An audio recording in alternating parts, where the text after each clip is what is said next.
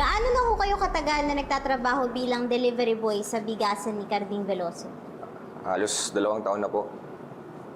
Sa loob ng halos 2 taon na pagiging empleyado, masasabi nyo ba na madalas nyong nasasaksihan ang pagtatalo nila ng asawang si Lovely? Opo. Halos araw-araw nga po eh.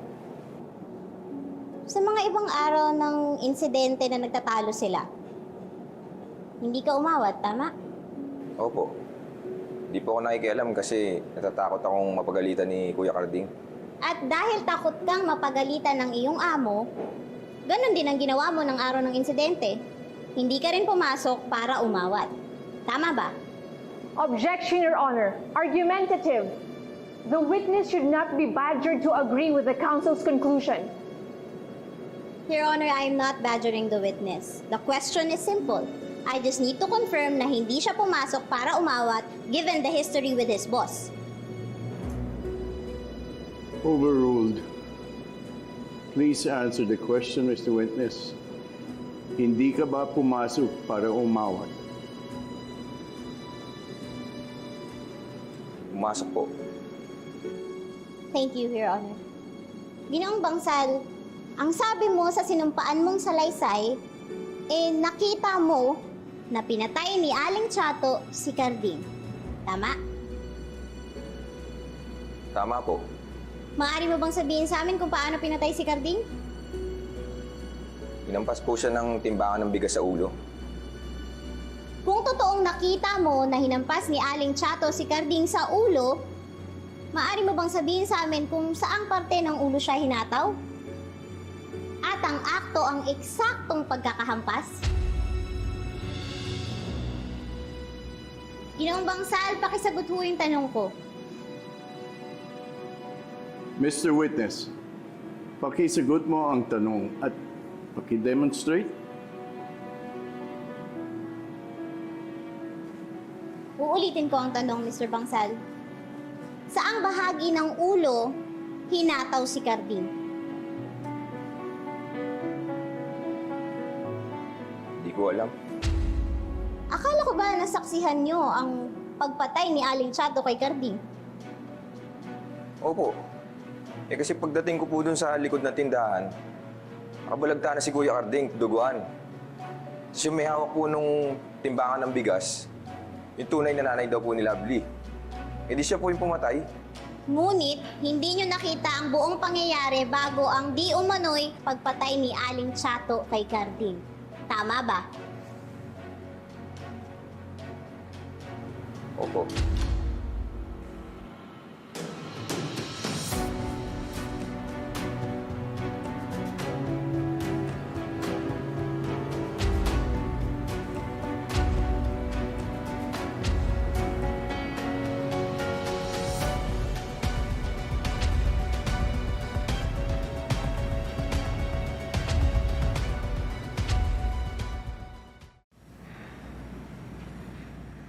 Any other matters? There be none, session is adjourned. All rise.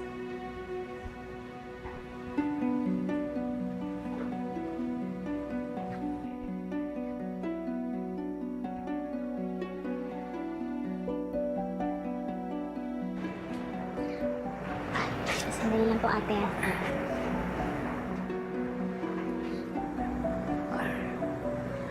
Attorney, kinabahan ako dun sa testimonya kanina. May chance ba talaga tayo manalo? Nanay Chato, mahaba pa po yung itatakbo ng kaso natin. Huwag po sana kayong mawala ng pag-asa. Salamat, attorney. Gusto ko lang gugulin ang panahon ko, ang araw ko sa anak ko. Pangako po, gagawin ko po lahat para hindi kayo makulong. Salamat, attorney. Nay, huwag na po kayong mag-alala. Nagsasabi lang naman ako ng totoo eh.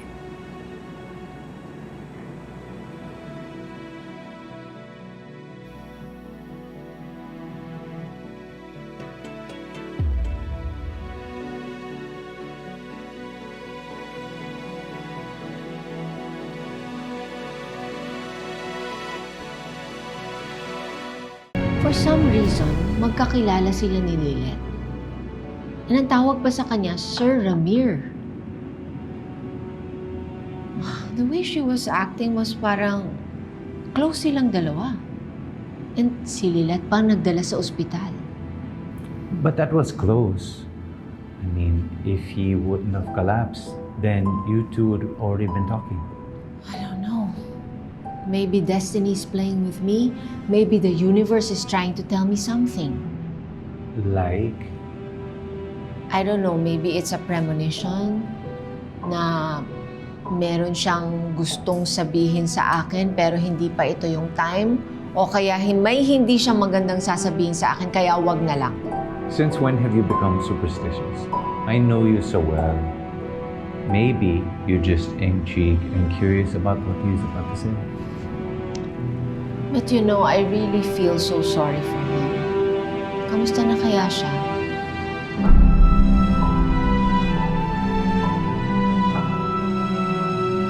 Sheila, napakain mo na ba si Trixie? Naku, ma'am, ayaw nga po kumain eh. Bakit? Kanina nga po iyak ng iyak. Gusto niya raw po makita yung daddy niya. Naku, nagwawala nga po, kaya buti na lang in-injection na siya ng nurse ng pampakalma. Kaya ayun, tulog na po ngayon. Hindi pa kasi ako makakabalik dyan. Inaasikaso ko pa kasi na masettle dito si Ramir sa ICU. Okay? Po, sige po. Lilith, andito ka pa rin? Di ka pa umaalis? Lilith, kailan mo ba talaga tatanggapin na hindi ka na pamilya ni Ramir? So stop involving yourself sa family matters namin. Sorry po, pero hindi po ako uuwi. What did you just say? Gusto ko lang naman makasigurado na maayos na yung kondisyon ni Sir Ramir. Gusto ko lang po malaman kung ligtas na talaga yung tatay ko. Mas gaganda ang lagay niya kung wala ka rito. Kung hindi mo napapakita yung pagmumukha mo rito.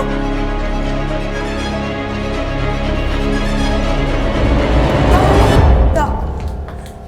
Kamusta na yung lagay ni Ramir? Magiging okay ba yung lagay ng asawa ko, Doc? He's in a state of coma. Coma?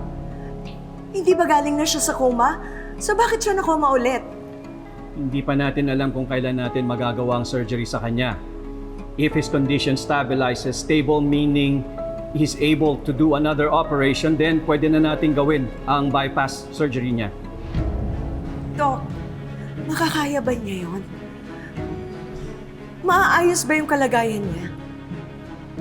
Gagawin natin ang lahat.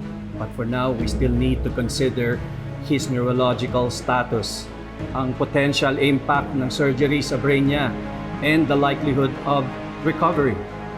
The medical team will have to carefully assess the risks and benefits sa pasyente bago pa natin masimulan ang surgery. Sa ngayon, we need to place your husband back to the ICU. Excuse me. Doc, kayo na bahala sa asawa ko, please! Please! Ma'am Patricia, baka po pwedeng palapitin niyo na po ako kay Sir Ramir. Kakausapin ko po siya. Kaya po nung dati baka magising na po siya pag kinausap ko siya. Talagang bilib na bilib ka rin sa sarili mo, no? Akala mo ba na ikaw yung bumubuhay sa asawa ko? Hindi! Ikaw yung pumapatay sa kanya! Alis!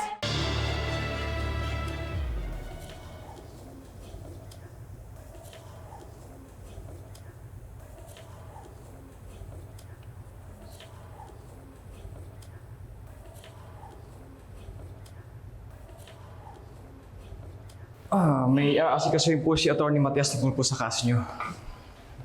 Balik ko siya to para bisitahin kayo. Sino ka ba, Iho? Ako po si Atty. Bonnie Linaw. Kaibigan po ni Atty. Matias. Wala si Ateli? Ako po. Umalis na po. Ay, kasi napagalitan ko siya kanina eh. Bakit ka nandito?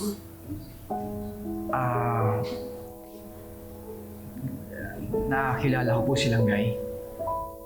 Pumunta po ako sa foundation na kung saan siya.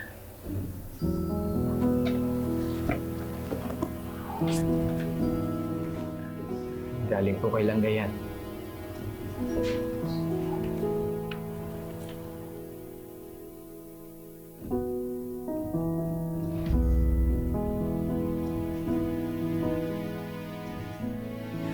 Gusto ko na siya mayakap uli. Nasabi ho ni Langgay na dapat hindi kayo makulong. Dapat hindi makulong ang nanay niya. Alam niyo po, kita po sa drawing na yan na kayo po yung malaking ibon at siya po yung maliit. Mahal na mahal po kayo ni Langgay kahit tayo po yung nagkawalay.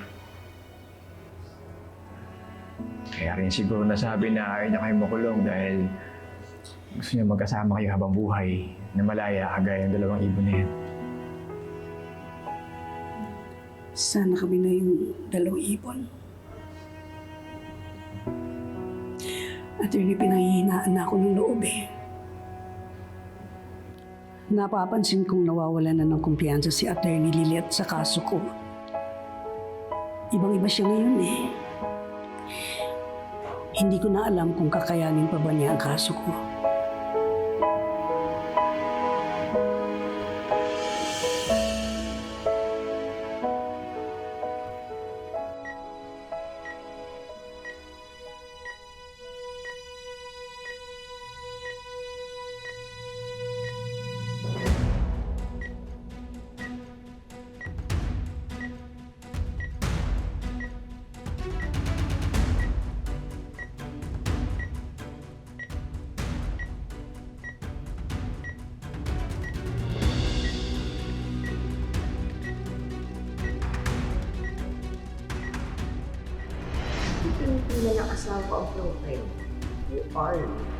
Nag-attempt si Meredith na agawin sa akin si Constantino many years ago. Kaya ingatan mo ang asawa mo dahil baka ikaw naman ang maging biktima ng ahas. Anong ginagawa mo rito?